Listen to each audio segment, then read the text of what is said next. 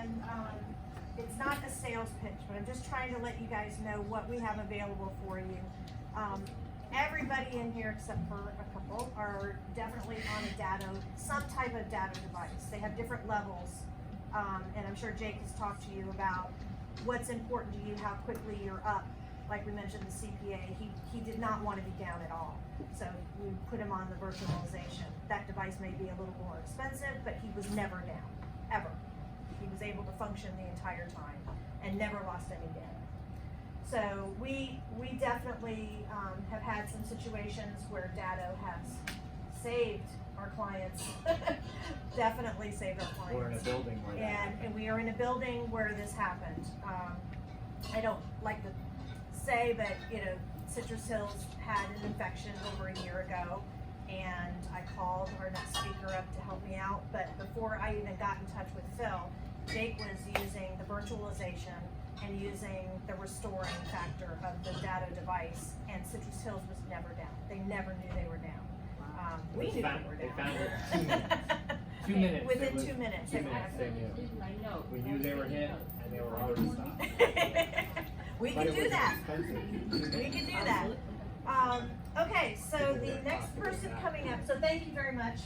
And I love having them come down and talk, because we talk to you guys all the time about products that we can offer you, and I just wanted, honestly, to have somebody else say it for us so that we're not just trying to sell you something. We have never been a vendor that has wanted to sell just to make money. I'm all about making sure that my partners, which are my clients, are running and they're happy and they're doing business, because if you guys are successful, then we're successful, and that's very important to us. It's always been important to us. Just an FYI, Datto is almost a pass-through for us. We do not. Yeah, we don't work that up Datto hardly at all. We really don't, because we want you guys to have that benefit, and I don't want to get that phone call of, because we don't I want the lost backside everything. of that when you lose your data. Right. That's important. We have somebody in the room who did not have us, and now she's our client, and she found out the hard way through ransomware, and we have you on Datto now, so everything's backed up. And it just, you never know when it happens. And it happens locally. It happens a lot. Yes, it does. Yes, sir. I just want to add one thing, because I do a lot of these different events, and I talk to a lot of different MSPs and IT providers, and a lot of them are doing it for you, but they're also doing it so they can sleep at night as well. Yes. Because there's a lot of stress and thinking about your data, right, and how much the data means to you. And at the end of the day, you look at them as them being the custodians of your data. So, it should be looked at for yourself, but it's also like for them. It's like, I don't want to upcharge. I don't want to, kill them with the price. I just want them to be protected, because that way we can all just be good together. So, Yep. So again, the thing is prevention, an ounce of prevention, like your grandmother used to say, right? It's the same thing. It's never important until it happens. Yes. So our next speaker, who he is my man. He is my main man. He is a partner of ours that we are so grateful that we've met him and are working with him. He also does what we do, but their primary focus has been security and forensics, which means when somebody does get infected, they can tell us where it came from, because as it's important to you to be up, it's important to the IT company to know how the hell they got in. We want to know so that we can fix it and make sure it doesn't happen again if it gets that far. And Phil has been wonderful with that. So I'm going to say all his little things here. So he is a prior service Marine. There we go. He's worked for Fortune 50, 100 company, 50, and 100 companies. He holds 5 patents in networking and security. He is taught at USF and is still a visiting lecturer. He ran a government lab for SOCOM and CENTCOM. He has the highest security clearance a contractor can have, and he's been doing this for over 25 years. Phil DuMas is one of my mentors in the security business. He heard me crying one night. Many nights. Because some of these things, I will admit, are way above Jake and I and Cesar and I, when some of these things hit us. And thank God we have security professionals we can call and get you guys up and figure it out. And I thank him so much for coming down to talk to you guys, because I really wanted him to answer your questions. And the big thing I wanted to get a point across was Citrus County is not just Citrus County. You're on the World Wide Web, and all of these things that Jason was talking about are, it may be the city of Atlanta, it could be here. It's not done. It could We hope be not, a but it plumbing could. company, it could be a contracting company, It could be it Citrus could be Systems, it Citrus could be- Networking. Like he said, it happens to any one of us, because they're not worried about your specific data, they just wanna know if it's important to you and you're willing to pay $10,000, then they want your money. And we are only as good as the least important person in your company that clicks on something. That's where the key is. So without further ado, I will bring up our featured speaker, Phil DuMas. He's out of Lakeland. Yeah, Lakeland.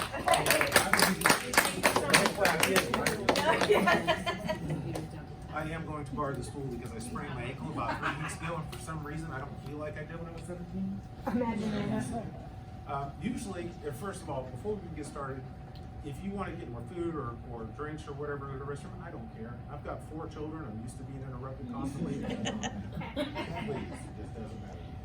Usually I come in and I say I only really have one ground rule, and that's if we start to shy too close to some of the stuff that I work on from the government, I'll kind of direct it away from that, or I'll tell you, let me rephrase that question for you. I'm not trying to be obtuse.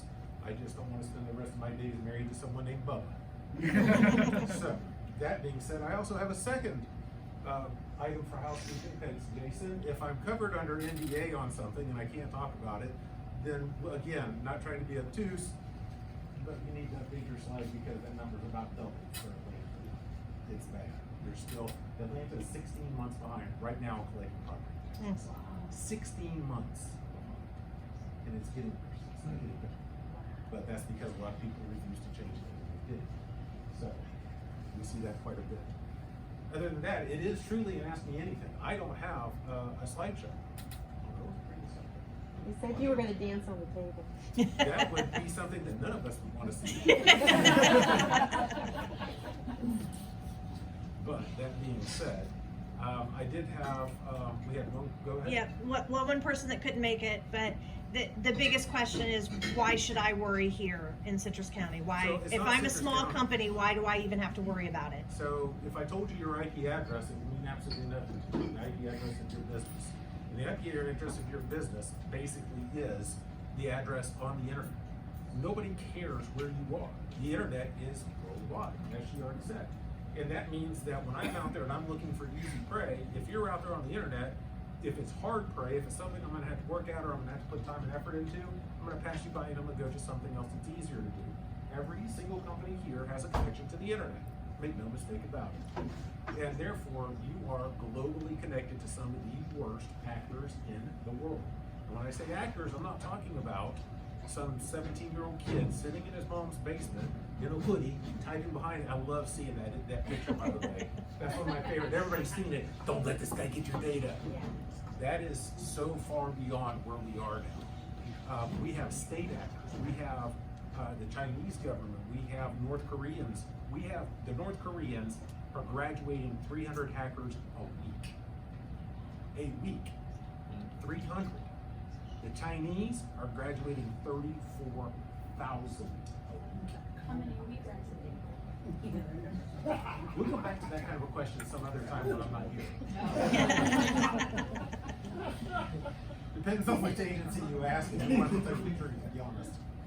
So when I say that you're out there, you wouldn't believe how bad they're out there now. Most of the state actors, and I just gave you 2, China and North Korea, Russia's losing their edge, to be quite honest with you.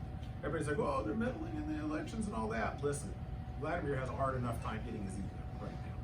The Russians have been losing their edge for quite a while because, believe it or not, they're aging out and people are not breeding in Russia. They don't have the kind of people they want. Russia is actually actively recruiting in some of the other countries, and it's getting them in trouble with some of their neighbors. So You know who the biggest state actors are that aren't true state actors in Russia? The mafia. The Russian mafia is a real thing, and they're very good. They're very good. And they have deeper pockets than the government does, and they can go and recruit from anywhere they want to. And most of the government entities are within their pockets. Here's why those state actors matter. If you've got 300 people in North Korea, and they're being told, you need to get into this manufacturing facility, or you need to get into these banks, or you need to get into that, we need to interrupt their economy, and they turn around and they break into plumbing, right? Yep. They break into a plumbing company. I'm not trying to demean your company, I'm just saying. The state actors would be like, well, breaking into a plumbing company is not going to disrupt the economy. However, I have a friend who actually has some ransomware stuff, and he splits money with me, so I'm going to put this off to the side for now. Now, do you have any idea how much a Chinese soldier gets paid a month? $200. Guess how much a North Korean soldier gets paid a month? $11. So if he has a friend that's running ransomware, and that guy's making $5,000 a month, you damn well better believe he's going to be like, I found a plumbing company. If that guy pays $1,000 to get his data back, think about the amount of money that is to these people. And they were hacking it at work. So guess what it cost them? Nothing. You're a freebie. Really, that's what it comes down to. And the Chinese are 10 times worse than what the North Koreans do. The North Koreans know if they get caught doing this, they'll get killed. The Chinese are encouraged to. So, just because you have a plumbing company and you don't do that much on there and you've got a website, that doesn't exempt you from the danger. As a matter of fact, it makes you almost a little bit more of a target. Because you might think, you know what, I just got hit, they want $1,000, Jake, pay it. I'm done, I'm not even gonna mess with this. Teresa, call somebody and get this suited. Paying them doesn't make it go away. Most of the time, if you pay them, they'll give you those decryption keys back. Sometimes you can open a dialogue with them and go, how did you do this? How did you get in? How did you get in here and do this to me? Well, I sent you guys a phishing email, you clicked on a link, I encrypted you. Or you had something open that I was able to get into. Sometimes you can get a dialogue open, sometimes you can even talk them down. We talk down. Yes, got we've one. talked them down. A lot. A lot. We talked down a We beg. municipality that's in Louisiana. They were asking $5.6 million. They settled for $110,000. So again, $110,000 is still like the world to these people. It really is. And the municipality, even though they paid it, they ended up getting screwed in the later end of it because nobody authorized it from I guess their parish council, if you will. So nobody told them that they could pay it. They were trying to keep it under the table. Ended up wiping out an entire city. What's the incentive for them to even ask for that? Because if they don't give it to you, or why should they give you back your data if you don't pay, or if you do pay? If you don't pay, they have no reason to give it back to you. Oddly enough, if you do pay, they want you to get your data back. Because now, think about what would happen in the ransomware world, if they never gave your data back. Nobody would ever pay. They actually want to have a good reputation. Oh no, you pay me. I'm getting your data back. We had a guy not only get his data back, but he got part of another company's data. And that was really weird. We were like, wait, there's like, Can we get that? huh? Like I can get his plumbing stuff? And then you can make more money. Then you can make more cash. I like the whole entrepreneur, ransomware thing. I mean, I know that there's some municipalities that are open to brigade guys. You will just target somebody we don't It used to cover. be. Whoa. So most of those Not guys. that kind of a seminar. Yeah. We'll talk later. Most of the places, they want to make sure that it's very obvious. Hey, listen, we're going to give you your data back, because if they start getting bad reputations, and believe it or not, on the dark web, down there in the bowels of the internet, there are marketplaces, and in those marketplaces, they will only sell to people with good. This sounds really crazy. They'll only sell to hackers that have good reputations, because they don't want bad hackers, another oxymoron, to come in to use their tools and then not give people their data back, because then the good hackers that do get the data back aren't getting paid. And matter of fact, they'll kind of start tracking them down and doing bad things to them. You know, the underworld is kind of like the Yelp from hell. You know, so Sorry, that was funny. It's true. It's true. We're gonna get killed for a But, one-star rating. as far as ransomware goes, I mean, that is something that we see quite common. It used to be that people were trying to break into bank accounts, right? And they still are, make no mistake, they still are. They want to get in and they want to get almost all your bank account information, but not for what you might think they do. You might think, listen, they're gonna go in, they're gonna open up a credit card in my name, all of a sudden Sears is gonna be calling me asking where I got $11,000 worth of crap parts. That's not reasonable. We've got too many things like Credit Karma and some of the monitoring services and all that other stuff has kind of killed them. They swung from focusing on bank accounts to focusing on medical. And if they focus on medical, so I'm gonna pick on you, I'm sorry. So give me a roundabout age, you don't have to be precise. Guys don't care about it. 62. 42 it is. Sorry. I just hit 62, you know what I'm saying? Please be plausible if you're gonna lie. Alright, so they're gonna say, listen, we have a 42-year-old Caucasian male, and he's got diabetes, and so he has a health issue. Why would they want his medical information? And you would think, well, this is crazy. Well, I guess they got a picture of him, right? Because they've got a picture of you whenever you do your medical stuff. That little card you slide, believe it or not, there's a picture of you. And most of the time when you go to the doctor for the first time, what else do they ask for? Bingo! What do you think they get when they slide that? Everything is on your driver's license, including age, sex, date of birth, driver's license number, picture, all these other things. So I'm not doing it because I care about your health. I'm not doing it because I'm going to resell your health information. I'm doing it because I'm going to go find a bad person in another country that needs a passport. And I'm going to use all this information I just pulled from 7 or 8 years of your health records to build what they call a legend. So I'm not just going to give you the person's ID and we're going to fake a passport and I'm going to give it to you. You're going to go walking through the airport with an insulin pump on your hip because the person's information we stole is he has diabetes. Same age, same roughly facial build. They'll even go get these people plastic surgery to look more like you when they steal. Why? Because there are some countries, let's just say Iran, with an Iranian passport, where can you go? Not many places. Maybe 4 or 5. But with an American passport, where can you go? Anywhere. Everywhere. So they will find somebody who resembles them. And I hear from people all the time, they're like, well, that'll never happen to me. You know, it's just not gonna happen. Blonde woman, there's no way anybody's gonna steal my stuff. Wrong. I guarantee you they will. And it's not just Iran. It's South America, it's Ecuador, it's Bolivia, it's all over. People will start to use that to build a legend so that when they stop to talk to you in the airport, not only do you have your insulin pump, but you have 2 or 3 of the bottles from the guy's prescription that was stolen from, that has half empty, that has a prescription on it, came from Walgreens, it's in your bag, builds the legend, makes it look more like you're going to be the person that is presented on that passport. Very important. Homeless people. Why do they care about the homeless thing? Why would they care? Because their identity is everyone's gonna notice. There's 2 Never reasons know. on that one. Number 1, sometimes it's not a great idea to assume a homeless person's identity because, you know, as soon as you do in the first couple pulls you over, it turns out you got 53 warrants. Yeah. That can happen pretty easily.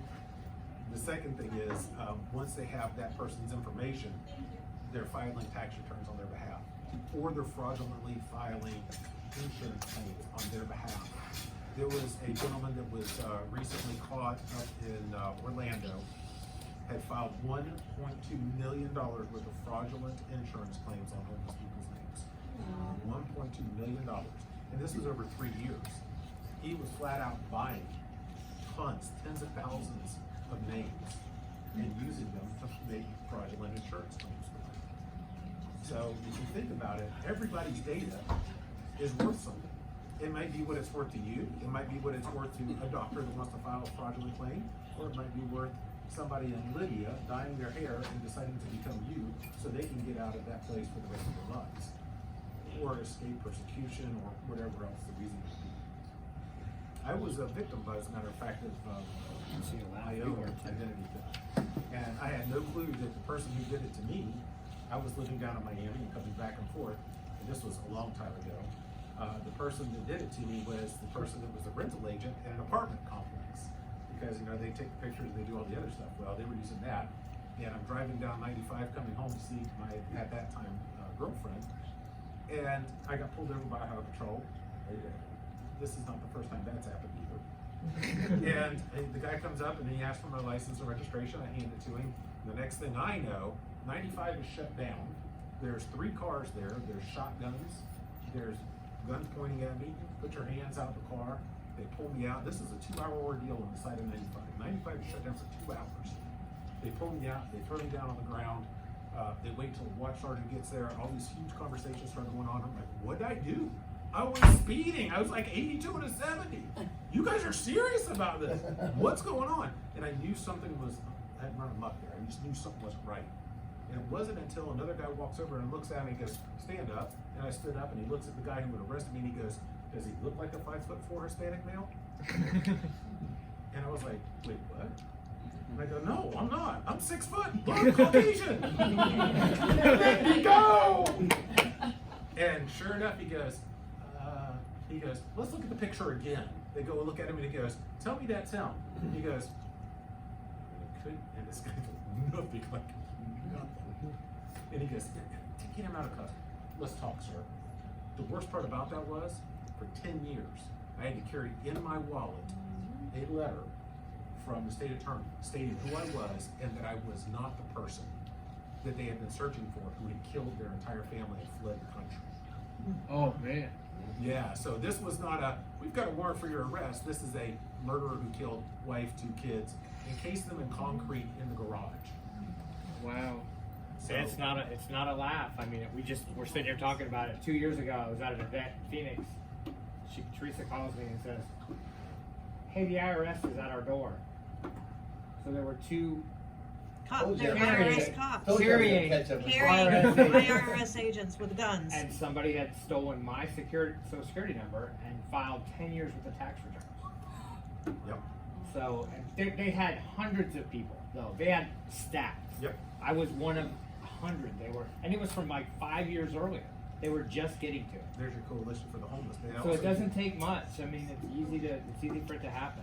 We got called in so whenever there's like large credit card fraud or something that happens across counties and things like that, sometimes we get called in by the Secret Service on credit card fraud, or the FBI will call us in and say, has something happened that you know of, because we're finding these reams of paper in bad guys' hands and we're gonna send it to you, take a look at it. And we literally were looking at one of these reams of paper and it was a printout. And I'm looking at it and I go, this looks familiar. I think I know what this is. We had a client that was named Coastal Behavioral Health, and they had had a very bad falling out with a sysadmin 5 months before, and the sysadmin crashed the system on the way out the door. They called us, they said our systems are down, nobody knows how to get back up, can you come down and help us? We did, and the reason why it was crashed is because everything was wiped on the system. No backup, sure enough. So we got the system back up, got them operational. And the only reason I remember it was because it was an old pen printer, not a laser printer, and it had that green and white institutional paper in it. You know what I'm talking about? Green Yeah. bar. Yeah, so I was like, this looks so familiar, and I saw the format. And I had seen one of those pages before, 4 months earlier. We still have So I said, I can't believe this, but I think I know who this is. Where did this guy get caught? Alligator Alley. Well, they're down in Naples. And I said, I think I know who this is.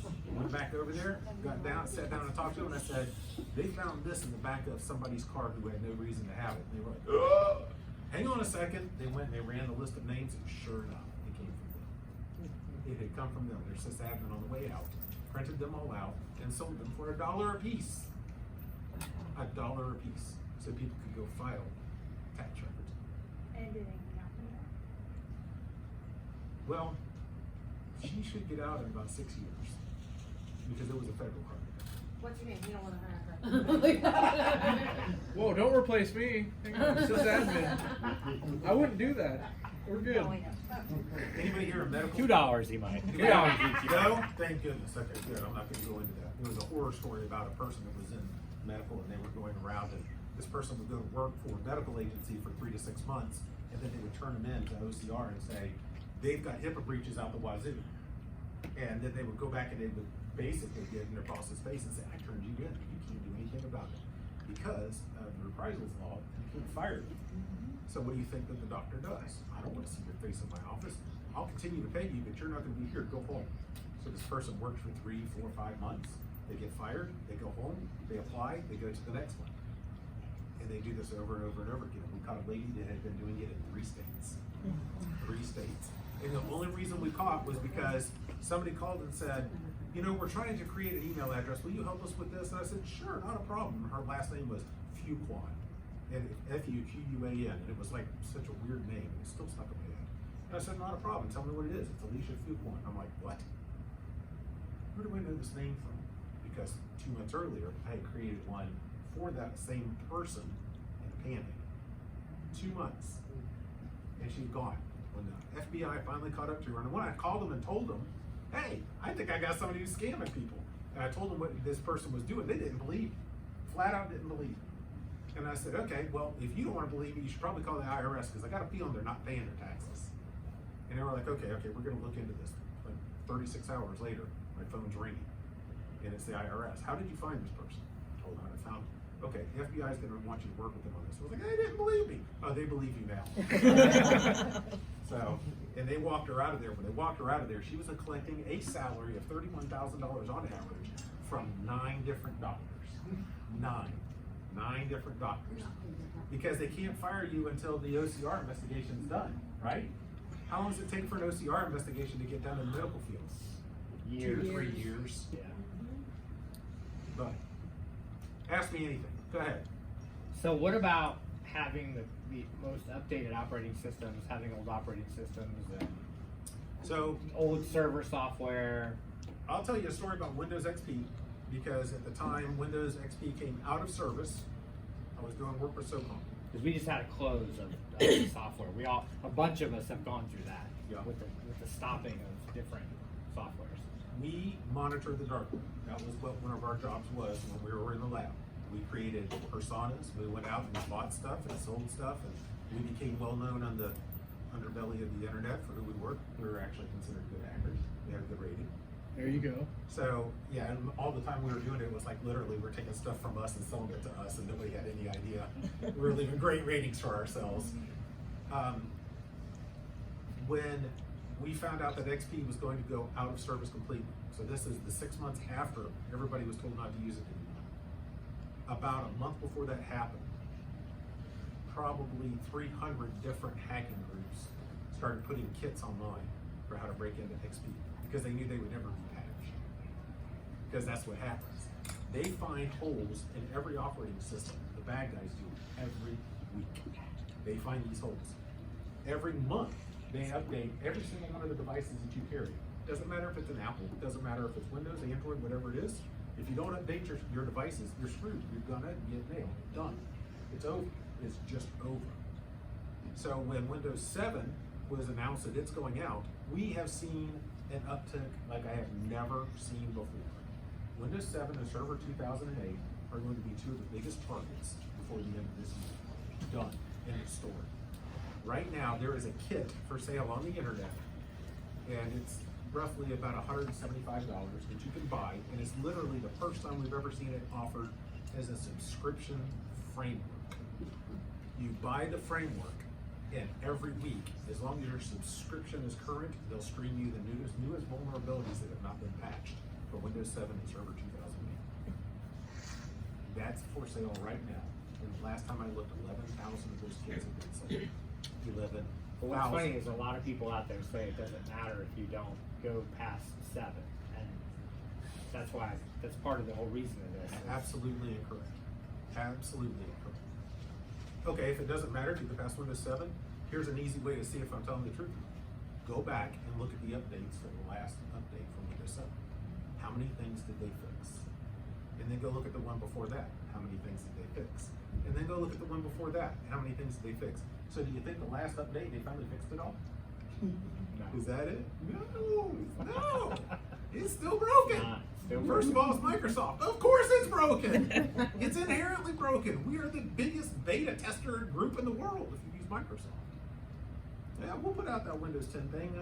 We'll tell them we'll update it for free and give it to them for free if they'll use it. So rule number 1 on the internet, nothing is free. If you didn't pay for the product, you are the product. Period. End of story. Yes. End of story. Agreed. You got a question? When you talk about prevention, does it prevent the email coming through from the bad link to click on? Or is that link still gonna be there for somebody to click on? They'll And always that's where the get through. prevention is stopping. They'll always get through. Now, you can do a huge amount of prevention by tweaking spam filters and things like that. Okay, cause I have like 15 employees I can think of right now off the top of my head that are gonna click on it. That was click. Yeah. That's, I mean, they just do. Absolutely. And the thing is you can tweak down your email filters as hard as you want to. It's still gonna come through. Training is everything for that. Telling them, listen, nobody will ever get fired if you say, I'm not sure about this, can you look at it? Tell them it is an Amen. open platform. Better yet, have the relationship with your IT vendor. Hey, if I send you this, will you look at it? And you can click on it, I'm not gonna, but you can click on this and tell me where it goes. But we And let can't- Jake we get can do it infected. for You got you, it. Not us. But We can have a tell. just don't click policy at our work. Just don't click. There's nothing wrong with that. But we That's have a it great- click. We got it done Yeah. They're gonna click. But here's the problem with that. So everybody in here works with other people. Some of you are business owners. Some of you are part of the workforce. Think about it for just a minute.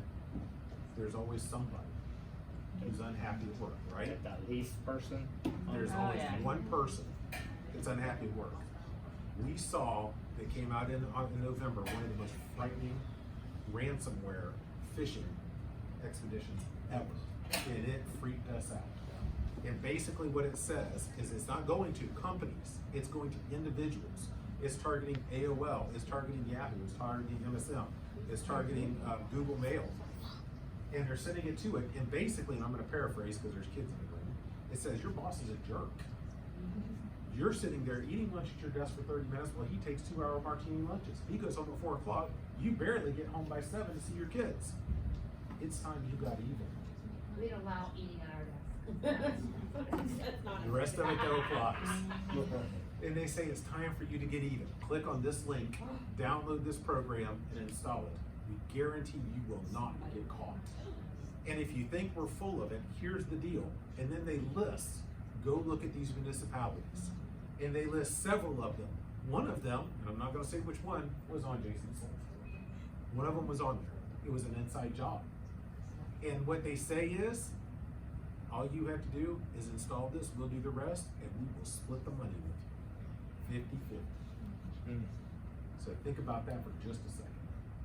So one of those that was up there for millions of dollars was an inside job because we were on it. And we knew it was an inside job. And we didn't know where it came from. We didn't know how they got to them to do it. We thought, as a matter of fact, we brought in the FBI because we thought someone was being extorted, blackmailed. And we thought for sure because everybody thinks that their life is so special, so perfect. They don't ever want it to look different or they don't want anything to look strange. Might be running for a position that's publicly available and all of a sudden, you know, there's things that comes out of the closet and nobody ever wants to see that stuff, so they get very paranoid. So when we saw some of that stuff, we thought for sure somebody was being extorted. And it took us months to find out that it was actually done intentionally to split the money. Now, I will tell you this too. 99% of the time they end up catching the person that splits the money. Because if you make $36,000 a year and somebody hands you $500,000, what are you gonna do? Buy a Ferrari. Yeah, exactly. You never know! Look, it's a Corvette! Yeah, there you go. Gold-plated one, That's right? right. I can see it now. Oh no, my friend gave it to me. With a nice bidet attachment. Diamond today. There you go. So even all the training in the world's not gonna help. That's the problem. All the training in the world will help. This is the only time I have ever not done a lot of these Ask Me Anythings. I get asked all the time to do them. I do them for colleges. I do them in Stetson. Matter of fact, I used to teach one at Stetson University, and it was called "So You Want to Be a Dark Web Drug Lord?" Because some of these kids that have a lot of money go to school and they start getting ideas, and after a couple of them went to jail, one of the economics professors said, "Would you come in and talk to them and tell them why this doesn't work?" So we started doing these. The first time I gave one of these speeches, 30 people showed up. The second time it was 150. The third time was 600 people. So it actually is through. I have never done a co-presentation with a vendor. Not with Datto, not with anybody. The only reason I agreed to go with Datto is because I saw firsthand exactly what Teresa was talking about. And I gotta be honest with you, I got a kick out of it. These guys are trying to encrypt stuff And they're right there behind him going, nope, that's not the way that's gonna work. And they were literally pushing the guys out of the system that had encrypted. And they're going, Phil, all you gotta do is stop them from doing it again. I'm like, where am I gonna start? You guys are encrypting and decrypting so fast I can't even get into it. And it was literally happening like in 2-minute cycles. And we'll just figure something out. Yeah, I'm like that, sure, no problem. And of course she calls me at night to tell me these things. So, Crying. you know, Crying. I'm crying, which that wasn't the first or last, but that's beside the point. But, you know, that was really one of the only reasons I wanted to come here, because I've seen firsthand how these guys can save your butt. How they did it right here in this facility. The infection occurred here. And we saw them. Yeah, the entire company, and it was in this building. Yes. That it happened, that it started. Yeah, so somewhere within 75 feet, somebody clicked on an email. So I got to scan 250 computers. Hey, Yeah, but it was a good But it was- billable month. but it was within an fast. hour. It was great. It was within minutes. Superman. Ask me anything. Ask me Okay, something. I've got a couple questions. So, we don't have a server, we just have computers. Okay. And we back them up with an external hard drives on a weekly basis. So you don't do anything. What makes you feel good? So welcome to the world of futility, but please go That ahead. I had going, and there were all my questions, and I can't remember any of them. Jake, find my notes. We don't have budget for stuff. I mean, and I know what would happen if this whole thing happened, what would we do? Well, I have no idea what we do. But we literally, every dollar we get is random dollars that can't be spent on stuff like this. Okay. So, what is the best way for us to do this? Most of our staff works out of the office. Have you tried So they're begging? not, pardon? Begging. No, you're laughing, and he's nervous because he knows where I'm going with this. Doing pro bono work there. So, honestly, and this is something nobody else here knows except Teresa, I actually am the board president for Central Florida's Habitat for Humanity. Okay. You know exactly where you're coming from. Begging is awesome.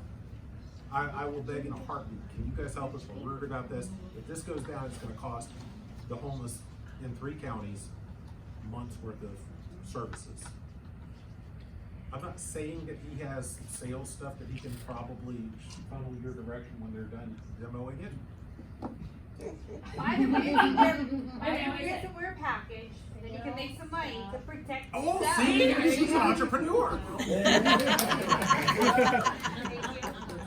Spend $150. Seriously, that's hard. There are free services, but they're not going to be anywhere near what that is. Well, no, and I wouldn't expect Yeah, that. I mean, So, it's hard, but I hard, mean, hard. how awful is it?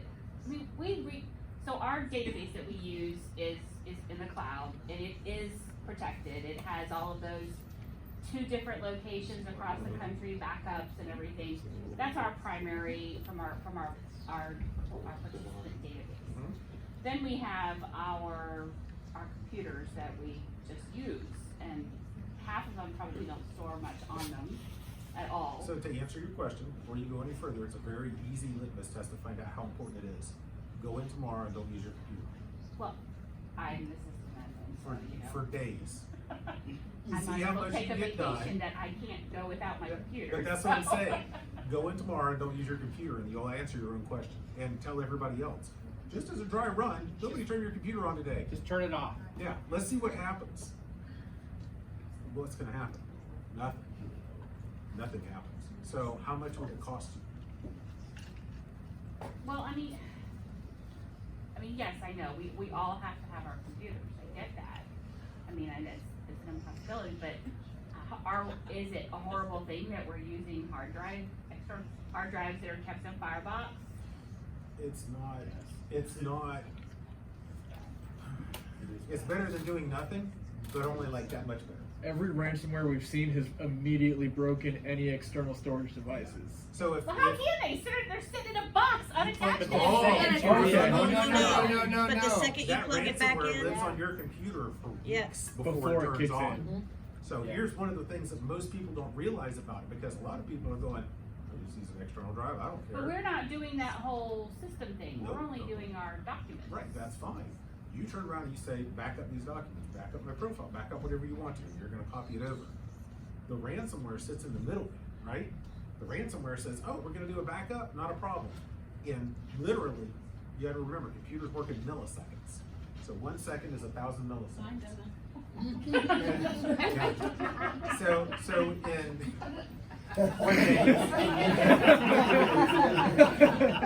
so in about 250 milliseconds, a lot of the ransomware out there will say encrypt.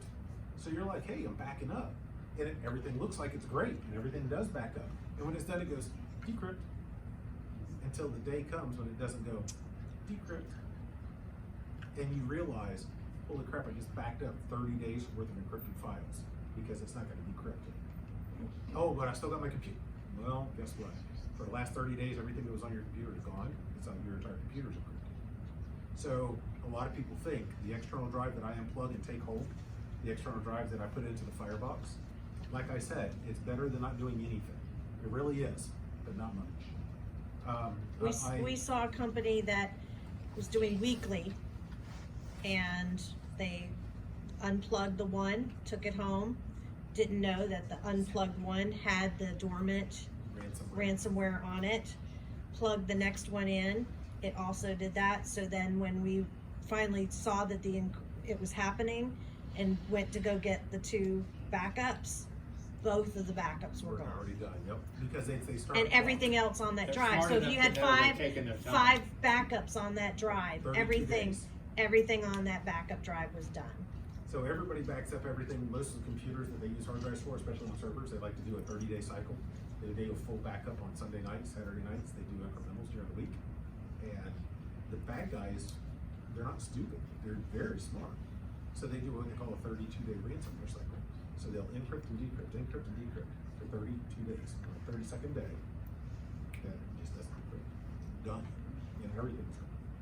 Next time you plug in whatever device it was, as soon as it plugs in, as soon as it starts spinning, it knows the date, it knows the time, it knows when it's done. And it's encrypted. Done. End of story.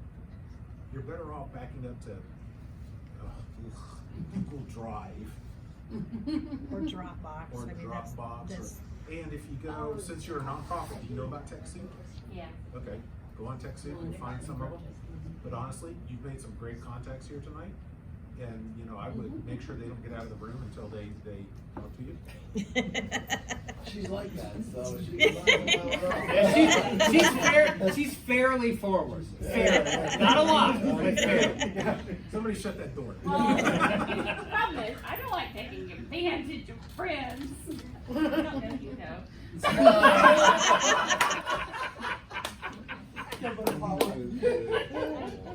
But the cloud, anything that's in the cloud is correctly in the cloud Is better than is a hard better drive? than Yep. anything you can local. Ransomware is Without gonna explaining. get you locally. Anyway. 100%. It's your job to make sure it's there I correctly don't though, know. right? Correct. We just have to No. have the cloud You and, just have to have the and then service, we and it's don't have our to job worry to about make it sure it's anymore? right. Okay. Correct. It's quite literally fire and forget. Yeah. That's the beautiful thing about it. That's what's so good about having data. It is. It is. They Next handle question. it. So when does it end? So right now we're dealing with this issue, and last year we were dealing with a less severe issue. Next year it's gonna be 10 times more Never ends. severe. Why do we not have It'll never guys end. counteracting these bad guys? He's First of over all, there in the Training corner. cybersecurity people. So, right now, Because that job is reactive and not. there's very few of us that are proactive.